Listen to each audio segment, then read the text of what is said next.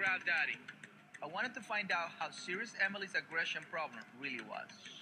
I asked my wife Ilusion to walk past us with Daddy, a stable, balanced pit bull from my pack. It only took me a few moments to see that Emily's behavior had already reached the red zone. Once I see that she was in that zone, I provide this dominant ritual. It might look bad, but dogs do practice this ritual of putting each other in the ground to accomplish certain behavior from the other dog.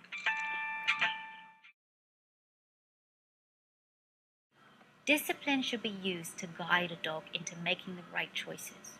The kind of punishment that you should never use with your dogs are things like kicking your dog, poking, shouting, hitting, or restraining your dog on its back or its side in order to establish who's the boss.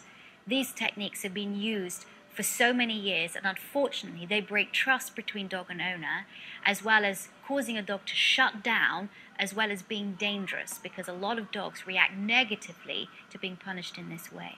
The kind of discipline that I use are vocal interrupters to interrupt behavior, to redirect the dog from negative behavior onto positive behavior, timeouts where I remove the dog for a period of time in order to get the dog to calm down and then reintroduce the dog into a situation, or simply ignoring negative behavior. And that's basically the only kind of discipline you're ever going to need with any dog. And it doesn't matter if it's the smallest puppy or the largest Great Dane. And it doesn't matter what kind of behavior, if you're just doing regular compliance training or you're teaching the red zone dogs. There's a huge misconception out there that everything the dog does is a dog's desire to dominate, especially if it's behaving badly. And the dog is trying to get one up on the owner, trying to be alpha, trying to be the boss.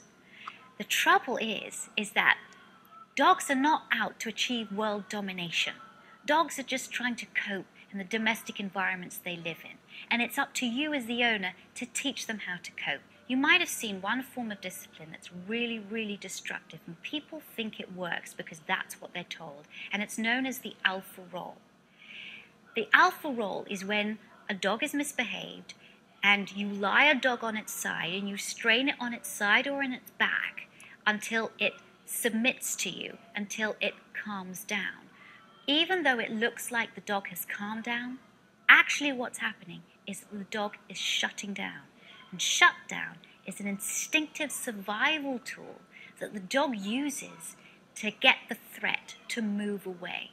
So for example, your dog has done something that you don't like. You've been taught to restrain that dog by putting the dog on its side and standing over it and restraining it until it calms down. In fact, what's happening in your dog's brain and body is that the levels of cortisol, which is the stress hormone in your dog's body, goes right up, even though it looks like the dog has calmed down. And then when that stress level is high, the dog shuts down.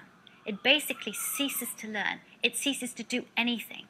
What the dog is hoping is that if it's still, that you will release it, that you will get up, that the threat will go away.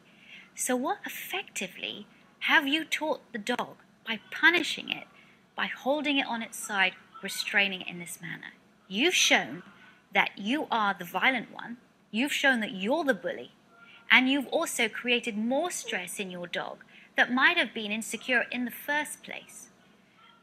When you use discipline, use it wisely. Use discipline to guide your dog into making the right choices rather than causing your dog to fear.